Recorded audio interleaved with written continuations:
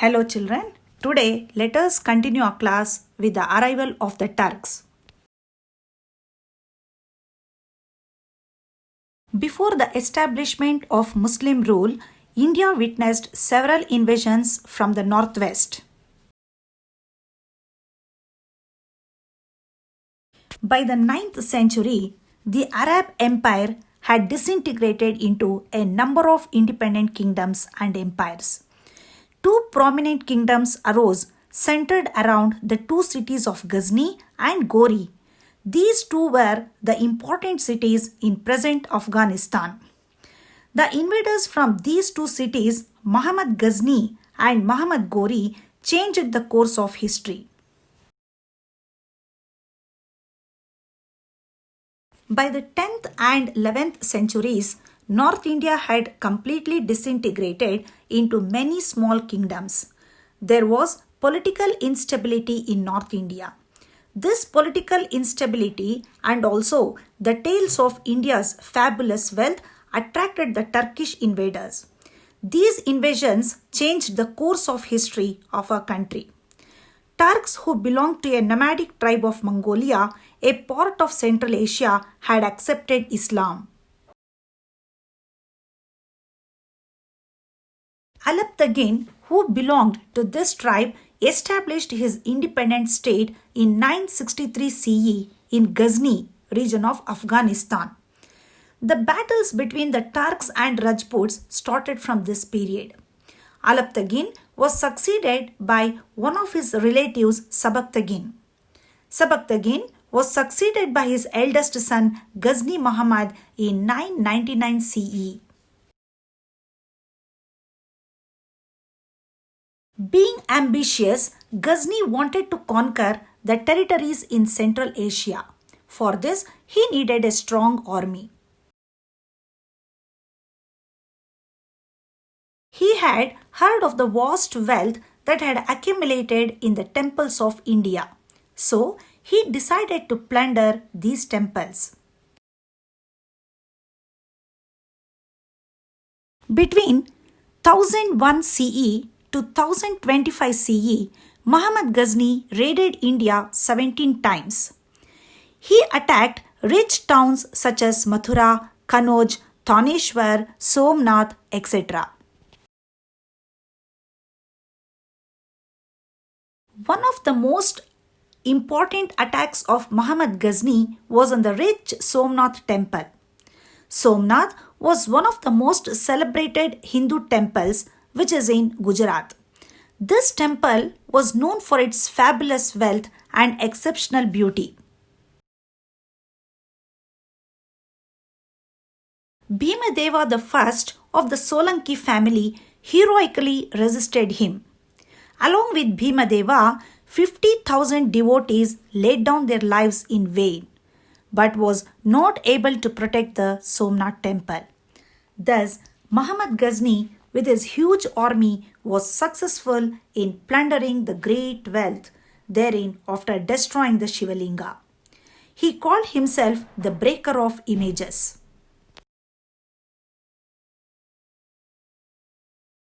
Ghazni Muhammad's success in his invasion was due to lack of unity among the Rajputs and also political and military weakness of Rajputs. Ghazni Muhammad did not rule India for long, but he took with him a large amount of wealth and a large number of slaves from India to Afghanistan. Ghazni's invasion paved the way to future Turk invasions into India. Similarly, the valor of Rajputs who had become weak with internal rivalries also got displayed.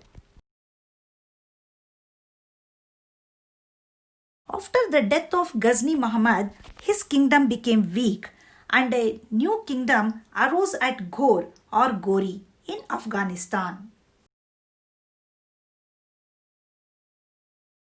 This kingdom too was of the Turks. Shansbani of Gori region of Afghanistan came into prominence and ended the rule of the Ghazni dynasty.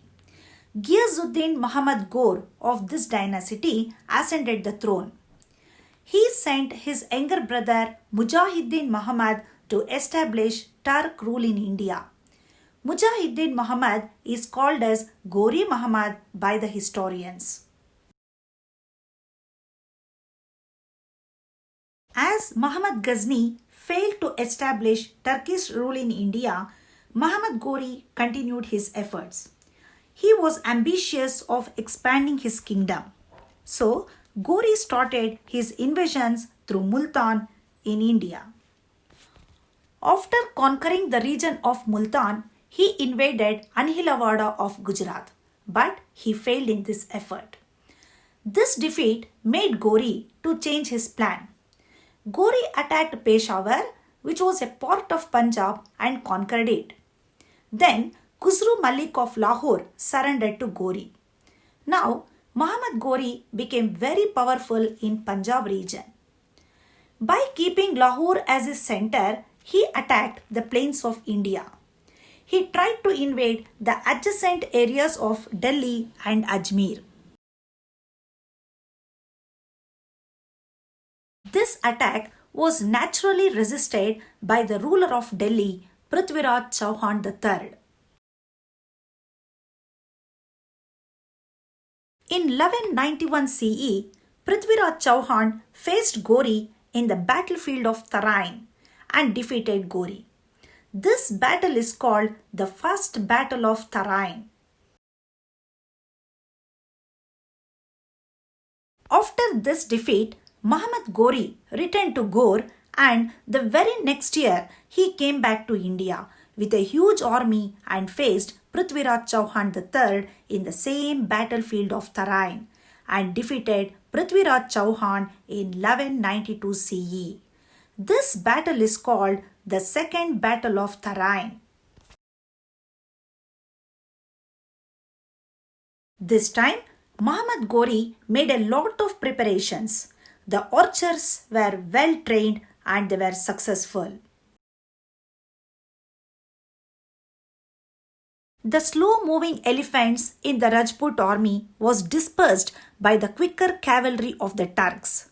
Govinda Rao and Bola, who were responsible for the Rajput victory in the First Battle of Tarain, were captured and killed. Prithviraj Chauhan was defeated and was killed. Ghori was able to control over Delhi. Later, he conquered Kannauj by defeating Jaichand, the ruler of Kannauj. Now, let us understand the political implications. The victory of Ghoris had many major political implications. The political system consisting of small kingdoms vanished. A centralized rule of Sultan who had immense power at Delhi came into existence. As a result, the entire northern India came under one rule after Harshavardhana. The system of administration was different from the Rajputs. The Sultan had the absolute power of either appointing or dismissing all officials. They had a strict, disciplined, and well-trained military system. Soldiers remained loyal directly to the Sultan himself. Islamic religion and culture was brought into our country. Indo-Islamic contacts influenced the art, architecture, language, music, and food habits. With the establishment of the rule of the Sultans, India got reconnected with the outer world, which had remained cut off from 8th century onwards. Thus, we can say that the invasions of Muhammad Ghori differed from the invasions of Muhammad Ghazni. Muhammad Ghazni was merely a conqueror who looted and plundered India, but Muhammad Ghori attempted to build an empire in India. Therefore, Muhammad Ghori is rightly regarded as the founder of the Turco-Afghan rule in India. Thank you.